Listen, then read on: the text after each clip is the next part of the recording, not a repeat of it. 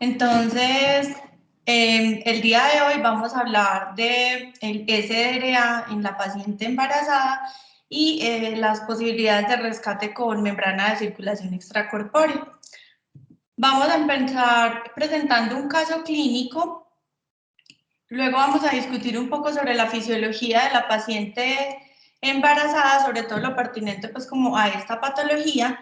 Vamos a hablar qué tan frecuente puede ser la insuficiencia respiratoria y el desarrollo de SDRA en esta población, qué estrategias hay de ventilación y de ventilación protectora y finalmente la terapia de rescate con ECMO, qué evidencia tenemos y cuáles son los desenlaces. Entonces, nuestra paciente es una paciente de 36 años. Ella tiene antecedente de hipertensión arterial crónica, hipotiroidismo y obesidad. Al momento de la evaluación, esta paciente estaba pesando 106 kilogramos, estaba cursando su segundo embarazo y actualmente tenía, en ese momento tenía 25 semanas y 6 días. A ella se le hizo un diagnóstico de diabetes gestacional y una preeclampsia sobreagregada por una presencia de proteinuria que aparece después de la semana 20. El 24 de abril esta paciente inicia con síntomas respiratorios que rápidamente evolucionan, se hacen severos, no responde con la oxigenación y el 28 de abril se decide realizar intubación.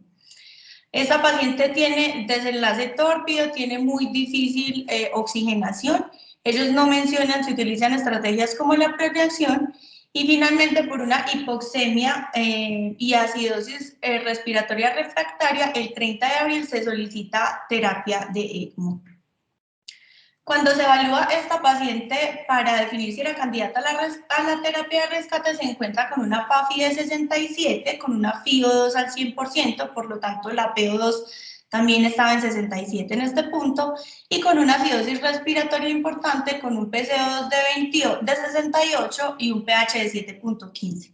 En este momento estaba con ventilación mecánica y con unas presiones meseta que estaban por encima de los parámetros protectores, estaba en 36, y en la parte pulmonar se veían infiltrados en los 4 cuadrantes.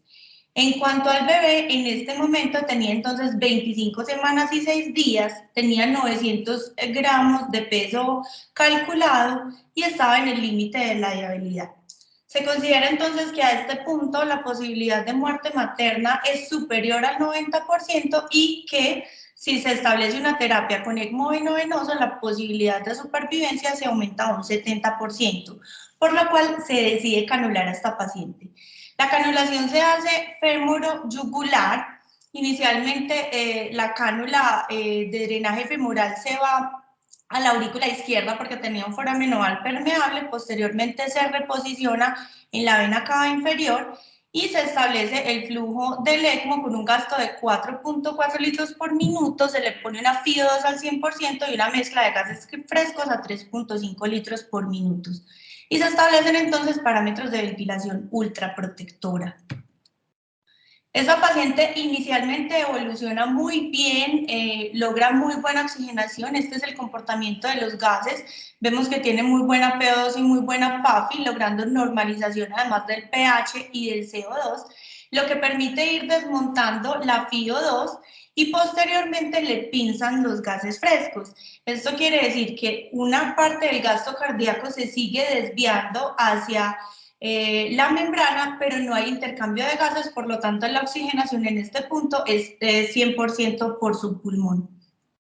Tolera muy bien la pinza de los gases, sin embargo al cuarto día, a pesar de tener igualmente muy buena oxigenación y pH, la paciente empieza con deterioro clínico, con agitación, fiebre, se le encuentra una infección por cocos gram positivos, requiere nuevamente montar en el ECMO, abrir el flujo de gases frescos con FiO2 altas, evoluciona tórpidamente con episodios de saturación significativa e incluso necesita terapia con relajación neuromuscular, profundidad anestésica y hipotermia de 34 grados centígrados. Cuando le hacen esta hipotermia, hace un vasoespasmo de las arterias uterinas sin flujo sanguíneo fetal, por lo cual deben retornarla a una temperatura normal.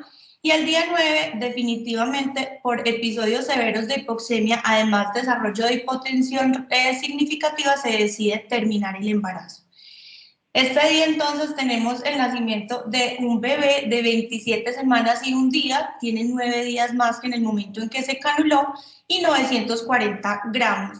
Nace deprimido por el efecto de la pseudoanalgesia materna, requiere intubación, masaje y una dosis de adrenalina y posteriormente se traslada el bebé a la unidad neonatal de la Bolivariana y la materna se queda en la UCI de la clínica Cardiovis.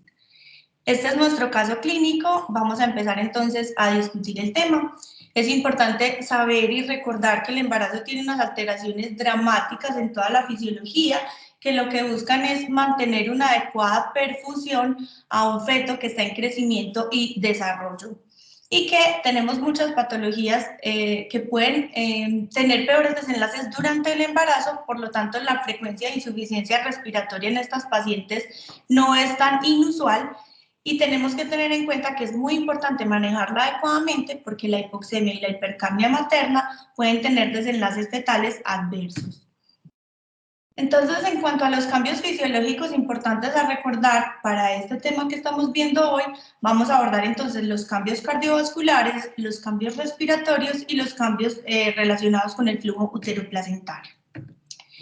En cuanto a los cambios cardiovasculares, vamos a recordar que estas pacientes tienen un aumento significativo del volumen sanguíneo, esto va a aumentar hasta 50% al final del embarazo y también un aumento de la masa eritrocitaria. Vamos a tener una disminución de las resistencias vasculares sistémicas que van a estar dadas por ese flujo placentario de baja resistencia y por el efecto de las hormonas del embarazo y vamos a tener un aumento de la frecuencia cardíaca. Por lo tanto, ese aumento de la precarga, aumento de la contractilidad y disminución de la poscarga nos lleva a un aumento de más del 50% del gasto cardíaco al final del embarazo. Esto busca mantener una adecuada perfusión sistémica, pero sobre todo una adecuada perfusión uterina.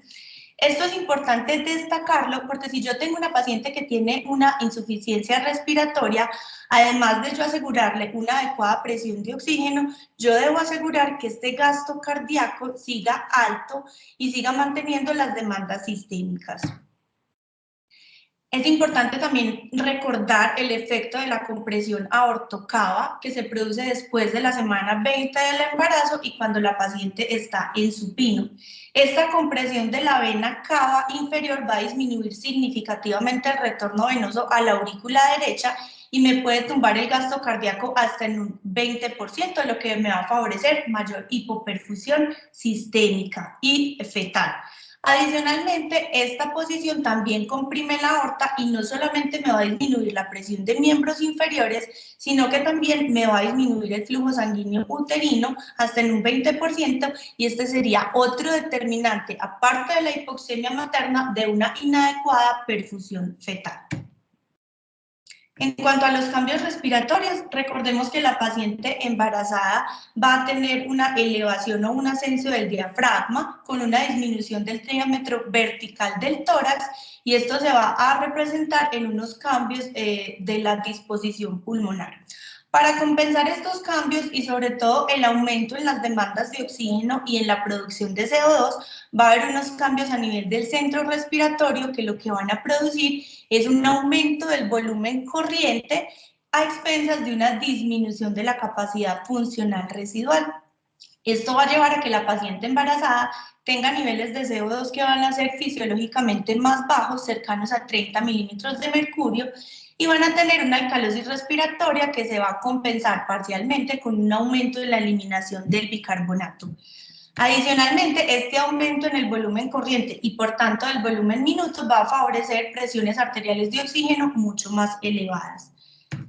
Si tenemos en cuenta que, que estas pacientes tienen una disminución de la capacidad funcional residual con un aumento en el consumo de oxígeno, si tenemos cualquier situación que me disminuya el aporte de oxígeno o me aumente las demandas, rápidamente esta población va a desarrollar hipoxemia. En cuanto a los cambios fisiológicos uteroplacentarios, vamos a recordar un poco cuáles son los determinantes de la oxigenación fetal. Entonces tenemos una hemoglobina fetal que tiene una curva de disociación de la hemoglobina que está desviada hacia la izquierda comparada con la curva de disociación materna. Esto va a favorecer que una vez se encuentren en el lecho placentario, el oxígeno pase fácilmente a esa hemoglobina fetal que va a tener mayor afinidad por él. Y asimismo, ese aumento en la presión de oxígeno que tiene la sangre fetal en este momento va a favorecer también una mayor entrega del CO2 a la hemoglobina o a la circulación materna y por lo tanto este intercambio de gases es bastante eficiente. Es importante que recordar que para uno mantener una adecuada oxigenación fetal debe mantener esta curva de disociación de la hemoglobina así. Si yo tengo una acidosis materna y por ende una acidosis fetal, esta curva de disociación se va a desviar hacia la derecha y ese intercambio de gases no va a ser tan eficiente. Pero adicionalmente yo debo asegurar un adecuado contenido de oxígeno materno, una adecuada hemoglobina materna que me transporte el oxígeno hacia esta placenta y un adecuado flujo sanguíneo uterino que permita la llegada de sangre de forma adecuada. Entonces, recordemos que el flujo sanguíneo uterino al final del embarazo va a ser el 12% del gasto cardíaco y podemos tener un flujo que va a ser cercano a 900 mililitros por minuto y por lo tanto yo debo mantener una muy buena perfusión uterina. Para esta adecuada perfusión yo debo favorecer una buena presión de perfusión que está dada por una buena o alta presión arterial uterina y una baja presión venosa uterina. Y adicionalmente debo mantener bajas las resistencias vasculares uterinas. Si yo tengo cualquier situación que me reduzca la presión de la arteria uterina, como la compresión de la vena cava por el útero en supino o una hipovolemia, o una hipotensión, se me va a disminuir el flujo sanguíneo uterino. Adicionalmente, si yo aumento la presión venosa, voy a reducir este gradiente de perfusión. Esto puede ocurrir también con la compresión aortocava durante las contracciones o durante las convulsiones, y esto también va a favorecer una reducción del flujo sanguíneo uterino. Y finalmente, todo lo que me aumente las resistencias vasculares también se va a oponer a un adecuado flujo, como sería el aumento de la secreción de catecolaminas endógenas que pueden estar desencadenadas por el estrés, o el uso de catecolaminas exógenas como la norepinefrina o la adrenalina, y también la hipotermia me va a favorecer un vasoespasmo uterino. En cuanto a la insuficiencia respiratoria en la paciente embarazada, es importante saber que esta no es una patología infrecuente en esta población.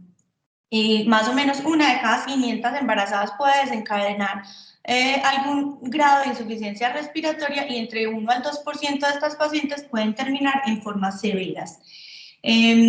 Vamos a encontrar que hay unas condiciones propias del embarazo que van a favorecer síndromes de insuficiencia respiratoria, como la preeclampsia, como el embolismo del líquido amniótico, y vamos a tener otras situaciones que están favorecidas tanto por los cambios fisiológicos del embarazo, como por una mayor susceptibilidad de la embarazada a algunas patologías. Por ejemplo, las embarazadas tienen un cambio en la inmunidad celular que busca tolerar los antígenos paternos que están en la circulación fetal. Y ese cambio en la inmunidad celular las hace más susceptibles a ciertas infecciones como la infección por H1N1, que va a tener 3 veces más mortalidad en la población embarazada que en la no embarazada. Vamos a encontrar que la mayoría de estas formas severas de insuficiencia respiratoria se van a dar al final del embarazo, que es donde vamos a tener mayor aumento del volumen plasmático, mayor aumento del gasto cardíaco, disminución mayor de las resistencias sistémicas y una baja presión coloidosmótica, lo que va a favorecer el paso de líquidos a través de la membrana alveolar. Es importante saber que en esta población, digamos que los desenlaces tienden a ser iguales o incluso mejores, con una tasa de sobrevida bastante alta, y es porque esta población tiene unos cambios fisiológicos que son reversibles y que por lo demás son pacientes jóvenes y sanas y por lo tanto tienen como mejor pronóstico y desenlaces. Con respecto a la infección por COVID-19 en la paciente embarazada, lo que se ha descrito es un curso similar que en las pacientes no embarazadas. Tienen la misma frecuencia de signos y síntomas, hallazgos de laboratorio y hallazgos imagenológicos que la población no embarazada, y las formas leves son la mayoría de sus formas de presentación, mientras que las formas críticas están por debajo del 10%. Lo que se ha visto específicamente en esta población es que aquellas pacientes con mayor edad gestacional, es decir, que están cercanos a ese tercer trimestre y donde tienen ese pico de los cambios fisiológicos, vamos a tener mayor probabilidad de que tengan desenlaces adversos y que terminen en la unidad de cuidados intensivos. Más del 90% de las pacientes embarazadas en UCI están en el tercer trimestre. En cuanto al riesgo de complicaciones severas, se ha visto más frecuente en las embarazadas obesas con diabetes gestacional y aquellas mayores de 40 años. En cuanto a las complicaciones maternas, las más frecuentes van a ser el desarrollo de preeclampsia y complicaciones tromboembólicas, y en las complicaciones fetales se ha visto que estos pacientes hacen insuficiencias placentarias con parto pretérmino, y es muy frecuente que estos pacientes terminen en la unidad de cuidados intensivos neonatal. Entonces, si tenemos a una paciente embarazada que nos hace una infección por COVID y un SDRA, vamos a establecer entonces estrategias para asegurar una adecuada oxigenación. Entonces, la meta de oxigenación en la paciente embarazada va a ser una saturación de oxígeno por encima del 95%, que se traduce en una presión de oxígeno por encima de 70, y esto es para asegurar el adecuado intercambio de gases a nivel de la placenta. Esto lo vamos a establecer con las medidas que necesitemos. Inicialmente con FIO2 altas, se pueden utilizar estrategias de ventilación mecánica no invasiva, pero si con esto la paciente no responde, pues vamos a tener que utilizar ventilación mecánica invasiva. En cuanto a los parámetros de ventilación protectora, se conservan los mismos parámetros de ventilación con volúmenes corrientes bajos, pero es importante tener en cuenta que estas pacientes, por esos cambios en la caja torácica y que van a tener una disminución de la compliance pulmonar total, pueden requerir presiones meseta mucho más altas, y en ellas se considera el pico de presión meseta de 35, y que tal vez esto sea necesario para poder lograr adecuados volúmenes corrientes. Esto, cuando se utilicen estas presiones mesetas, es muy importante tener en cuenta que no debemos permitir un aumento de la presión transpulmonar, y por eso, a pesar de que no la utilicemos con frecuencia, esta población en especial se beneficia de utilizar de pronto dispositivos esofágicos para asegurar que esa presión transpulmonar no se está elevando cuando utilizamos estas presiones meseta más altas. En cuanto a los niveles de oxigenación, hay un estudio que reportan mucho en la mayoría de las revisiones de SDRA, y es un estudio que se hizo en embarazadas de forma controlada, en donde se les administraba FIO2 al 10%, buscando que la saturación bajara por debajo de 85%, y todo este tiempo hacían una monitoría fetal. Encontraron que estas pacientes no tenían alteraciones en la monitoría fetal cuando estaban con esta oxigenación tan baja. ¿Qué es importante pues como resaltar de este estudio? Que tal vez los niveles de oxígeno no son el único determinante de la adecuada oxigenación fetal, y ya lo vimos previamente. Si yo tengo adecuada presión de perfusión, niveles de hemoglobina, gasto cardíaco, probablemente el paciente tolere un poco más estos valores de hipoxemia. Y además, en este estudio, las pacientes embarazadas eran pacientes sanas con fetos sanos, por lo tanto no lo podemos extrapolar a una población que tiene una forma o una enfermedad crítica.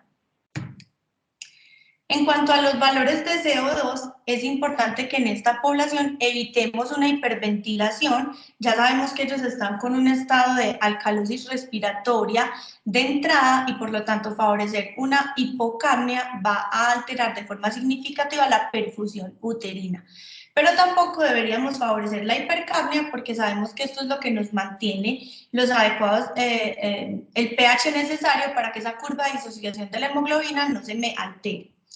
Hay un estudio que también reportan mucho en las revisiones, y es un estudio en el cual 38 pacientes embarazadas a término que van a ir a cesárea electiva y que no tienen ningún tipo de sufrimiento fetal son sometidas a anestesia general. En un grupo de estas pacientes se utilizó una hipercapnia leve que estaba por debajo de 60, en otras una hipocapnia leve con CO2 promedio de 26, y a las otras se les administra anestesia raquídea y manejaban en general un CO2 fisiológico normal de la paciente embarazada. Encontraron que en este grupo de población los puntajes de Apgar eran significativamente más altos en las pacientes que eran sometidas a hipercapnia leve. Y a partir de este estudio, mucha literatura recomienda la posibilidad de estrategias de hipercapnia permisiva que no esté por encima de 50. ¿Qué hay que resaltar de esto? Que esto no lo vamos a establecer de rutina en la paciente embarazada, que como les dije, estas pacientes eran pacientes por lo demás sanas, con un embarazo normal y sin sufrimiento fetal, y no se puede extrapolar a una población que está en una condición crítica. Pero si tenemos una oxigenación y un barrido de CO2 que no está siendo el adecuado, solamente en esas condiciones podríamos tolerar una hipercapnia permisiva, ojalá no más de 50, y siempre asegurando que el pH materno no esté por debajo de 7,25, porque ahí sí se me va a alterar el intercambio de gases en la placenta. En cuanto al prono, sabemos que por el estudio PROSEBA, pues está claramente demostrado que la población con formas severas de SDRA que se ponen en prono tienen una mejoría de la mortalidad no solamente a 28 días, sino que se extiende hasta más de 90 días, y por lo tanto aquellos pacientes que siguen con la PAPI caída, que tienen una PIP alta y que se están utilizando estrategias de ventilación protectora y no mejoran, se puede utilizar el prono como una estrategia. La pregunta de si se puede utilizar el prono en la paciente embarazada se ha venido respondiendo en la literatura a través de los años. Si bien no hay una recomendación específica de cómo y cuándo utilizar el prono en esta población, las diferentes revisiones nos muestran que es una medida que se puede utilizar siempre y cuando yo permita que el abdomen esté libre, que no se haga una compresión aortocava con esta posición, y que las pacientes tienen muy buenos desenlaces con el prono, mejorando significativamente la oxigenación. Hay una recomendación en el 2018 del Journal de Anestesia Obstétrica respecto al prono en esta población, y recomiendan que sí se puede utilizar, que se han demostrado buenos desenlaces, pero que cuando se utilice por personal experto y que siempre se haga con un equipo multidisciplinario. En cuanto al rescate con ECMO veno-venoso en esta población, entonces lo primero que vamos a recordar o mencionar un poco es cómo es la fisiología del ECMO veno-venoso para entender cuáles son sus beneficios. Entonces, cuando yo pongo un paciente en ECMO, lo que voy a hacer es establecer una cánula de drenaje que se va a poner usualmente cercana a la aurícula derecha, usualmente en la vena cava inferior, y por esa cánula de drenaje y gracias a una bomba centrífuga yo voy a sacar sangre de esta circulación venosa para pasarla a través de una membrana. Esta bomba me va a determinar qué tanta sangre sale por minuto de esta circulación venosa, por medio de unas revoluciones por minuto. A mayor cantidad de revoluciones por minuto, más gasto cardíaco o volumen de sangre va a estar siendo desviado hacia esta membrana de oxigenación. Una vez pasa esta membrana de oxigenación, allí yo voy a tener el flujo de gases frescos. Ese flujo de gases me va a determinar la cantidad de gases que pasan por esa membrana en un minuto, y por lo tanto es un determinante de la cantidad de CO2 que se puede barrer en la sangre que pasa por esta membrana. El flujo de gases puede ir desde 3, 5, 6 hasta 10 litros por minuto en la mayoría de las membranas, y en algunas puede ser hasta de 15 litros por minuto.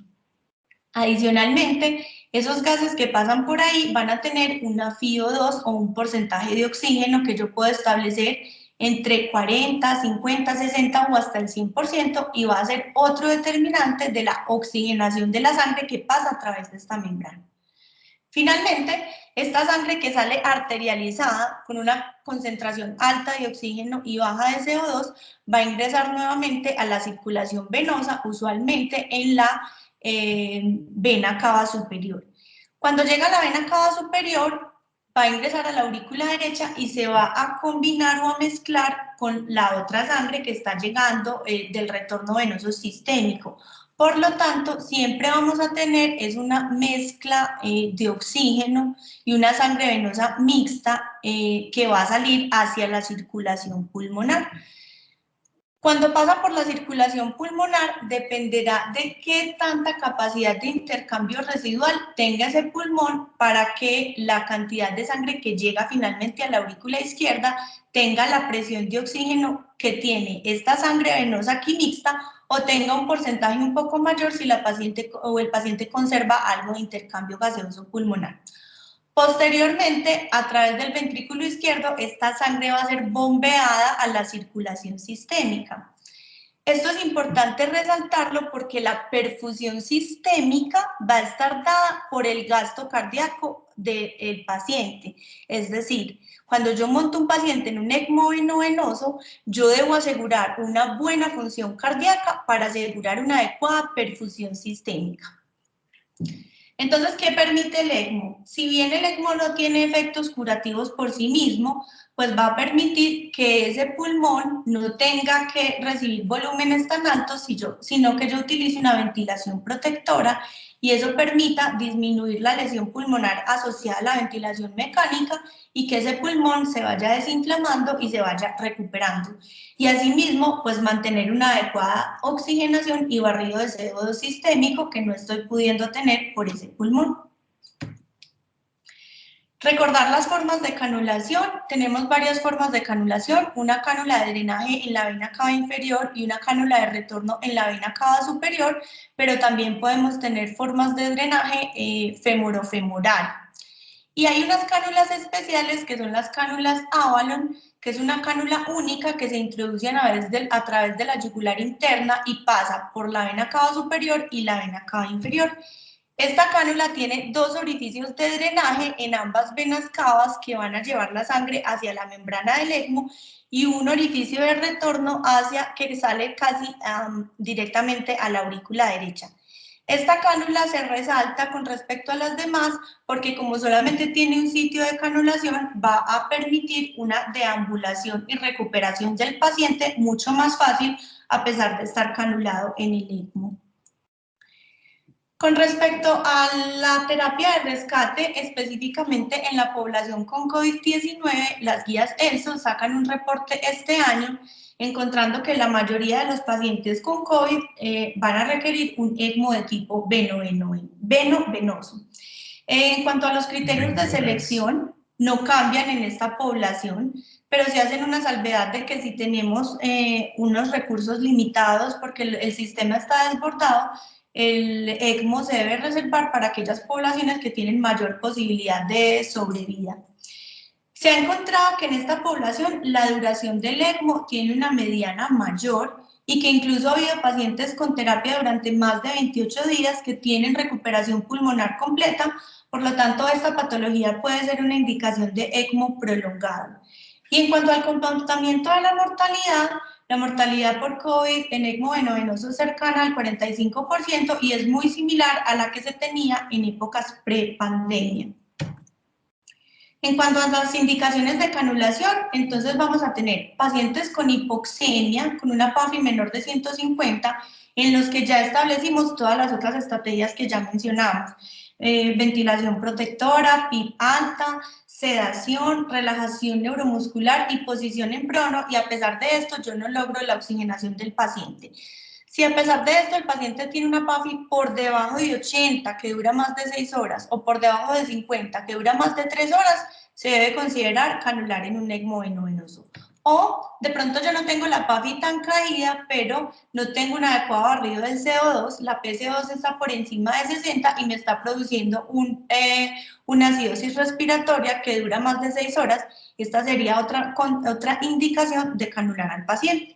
Cuando yo tengo estas indicaciones, voy a mirar si el paciente tiene alguna contraindicación para el ECMO. Entre ellas está que el paciente tenga una enfermedad terminal de un órgano y el paciente pues no es candidato a trasplante, los pacientes con falla multiorgánica, los pacientes con condiciones neurológicas severas y que no van a recuperar, esas como contraindicaciones absolutas, y tenemos algunas contraindicaciones relativas que dependiendo del paciente se puede jugar con ellas, como la ventilación prolongada, los pacientes con múltiples comorbilidades pero en formas no severas, los pacientes de edad avanzada o aquellos pacientes con un estado inmunológico comprometido o en aquellos que no se aceptan o no toleran las transfusiones.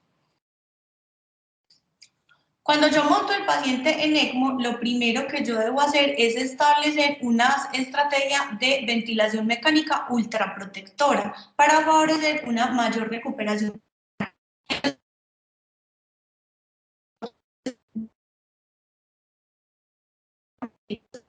una presión que esté por debajo de 5 y la presión expiratoria no debe estar por encima de 10.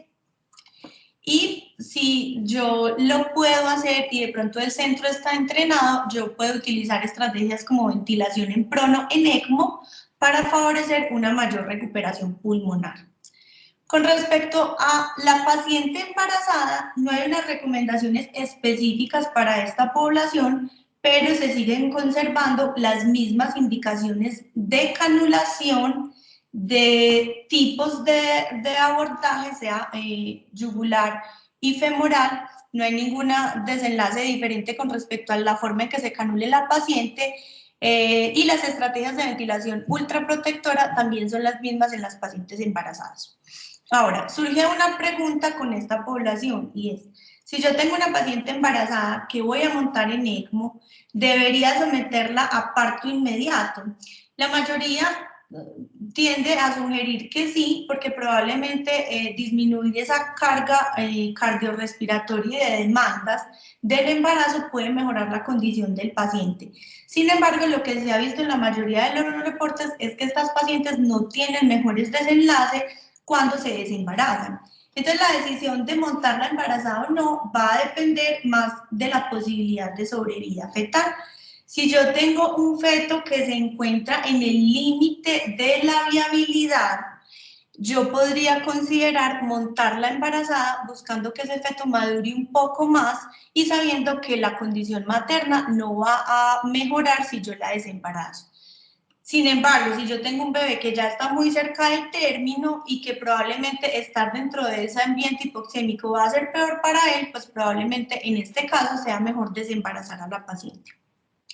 Con respecto a la fisiología de la circulación placentaria, yo les destaqué ahorita que hablamos de la fisiología del ECMO veno-venoso, que el flujo sanguíneo de estas pacientes sigue siendo un flujo pulsátil porque todo el gasto cardíaco va a depender, pues sistémico, va a depender de la contractilidad del ventrículo izquierdo. Por lo tanto, la fisiología de la circulación placentaria no se va a alterar en estas pacientes y los determinantes de una adecuada perfusión van a ser los mismos que ya mencionamos. Un adecuado gasto cardíaco, una adecuada presión de perfusión uterina, una baja presión venosa placentaria, una adecuada hemoglobina materna para mantener una adecuada oxigenación. En cuanto a las revisiones de ECMO en la paciente embarazada, vamos a encontrar que muchas de ellas empiezan a partir de la infección por H1N1 en el 2009, en donde se encontró que esta población tenía peores desenlaces. Entonces vamos a hacer como un recuento de estas 4 grandes revisiones que encontré. Vamos a ver que la cantidad de pacientes que se ha venido montando en ECMO a través del tiempo ha sido cada vez mayor. Esta es una de las primeras revisiones, son solamente 12 pacientes, este es un estudio australiano, y de estas 12 pacientes, 7 estaban embarazadas cuando se montaron en el ECMO y no reportan cuántas tuvieron su parto dentro de la terapia. Lo que sí es importante destacar es que la sobrevida materna es cercana al 66% y la fetal del 71%. Y por ahí nos vamos en la mayoría de las revisiones. Este es un estudio en Estados Unidos donde tenemos 18 pacientes embarazadas, 4 de ellas estaban embarazadas en el momento en que se canularon, 2 tuvieron su parto en el ECMO, también con muy buenas tasas de supervivencia fetal y materna, y esta es la más grande que se hace en enero de este año, es de la AJA, reporta 358 pacientes en el periparto, 81 estaban embarazadas cuando se montan en la terapia, 35 tuvieron su parto estando en el ECMO y tienen una tasa de sobrevida materna superior al 70% y fetal superior al 60%. Esta es una revisión de la ELSO que no nos aporta mucha información, pero sí es importante destacar que siguen teniendo o reportando unas tasas de sobrevida materna bastante altas. En cuanto a las complicaciones, las principales complicaciones que se tienen en esta población van a ser las complicaciones hemorrágicas, algunas de ellas culpables de una importante morbilidad en estas pacientes. Y finalmente, con respecto a qué hay de ECMO en pacientes embarazadas con COVID-19, encontré esta revisión que se reporta este año y que recogió pacientes desde febrero hasta septiembre del 2020. Ellos nos hablan de 9 pacientes, de las cuales 2 estaban embarazadas en el momento en que se montan en la terapia. La mayoría de estas pacientes, y como ya lo vimos a través de la charla, estaban en el tercer trimestre del embarazo, donde ocurre el mayor pico de cambios fisiológicos. Todas recibieron ECMO veno-venoso. No hubo una diferencia significativa en las canulaciones que recibieron. Sin embargo, en algunos reportes recomiendan utilizar la cánula Avalon, ya que como llega y sale a través de la yugular, estas pacientes no van a tener de pronto ninguna interferencia de compresión de las cánulas por el útero grávido. Con respecto al tiempo de canulación, estas pacientes tuvieron ECMOs prolongados con un promedio de 10 días, pero el más prolongado de estos fue de 57 días. Y la sobrevida de ellas fue bastante buena. 7 pacientes estaban ya de alta en el momento en que se hace el reporte y 2 de las 9 todavía estaban canuladas y recibiendo la terapia cuando se hace esta revisión. Todos los bebés nacieron por cesárea. Entonces son 2 casos finalmente pues, de pacientes embarazadas que se los voy a contar. Una es una paciente de 27 años con un embarazo de 36 semanas, de 26 semanas, que tuvo un deterioro respiratorio significativo, se montó en un ECMO veno-venoso, pero esta paciente le fue súper bien con el ECMO. A los 2 días estaba despierta y rehabilitándose con el ECMO veno-venoso y al 9º día se decanuló. Esta paciente fue dada de alta del hospital y regresó con 39 semanas con recuperación completa a una cesárea electiva y el bebé nació sin ninguna complicación. El otro caso es una paciente de 43 años, obesa, con hipertensión arterial, que es canulada en la semana 28, si mal no recuerdo, esta paciente tuvo buen desenlace inicialmente, estuvo 14 días en el ECMO, la decanularon, después de eso tuvo la cesárea y posteriormente tuvo un deterioro respiratorio y en el momento del reporte esta paciente estaba nuevamente canulada en el ECMO. Entonces, lo que quería mostrarles o concluirles con respecto a esta terapia es que el SDRA no es infrecuente en la población embarazada y sabemos que sobre todo al final del embarazo podemos tener complicaciones pulmonares bastante importantes que nos lleven a necesidad de estrategias de ventilación protectora, estrategias como el prono o incluso si no responden, rescate con ECMO, que yo no necesariamente tengo que terminar el embarazo de la paciente para que cambien sus desenlaces, no va a mejorar con desembarazar a la paciente y que si yo la monto en un ECMO estando embarazada, voy a encontrar unas tasas de sobrevida fetal y de sobrevida materna bastante buenas. Por lo tanto, esta es una estrategia que cada vez debemos conocer y establecer de forma temprana en estas pacientes que no están respondiendo a la ventilación mecánica. Con respecto a nuestra paciente, el caso clínico, aquí les quería mostrar a Paula cuando ya estaba despierta. Aquí está todavía canulada en su ECMO veno-venoso. Ella tenía yúgulo femoral, está con su traqueostomía y en este punto ella se estaba rehabilitando, canulada todavía en el ECMO. Posteriormente se decanuló, estuvo con una cánula de alto flujo y se desmontaron los parámetros ventilatorios y actualmente esta paciente está en su casa. Y este es el bebé que nació de 27 semanas y un día. Este bebé estuvo intubado durante unos días en la UCI, pero rápidamente se pudo pasar a una ventilación mecánica no invasiva. Estuvo con su papá con canguro mientras la mamá estaba hospitalizada, pero este bebé reaccionó muy bien, ganó peso, le aumentaron la vía oral y actualmente se encuentra en su casa también y en un plan de recuperación canguro. Esto era lo que teníamos para mostrarles el día de hoy. Muchas gracias a todos por atender y estamos pues atentos a cualquier pregunta que tengan.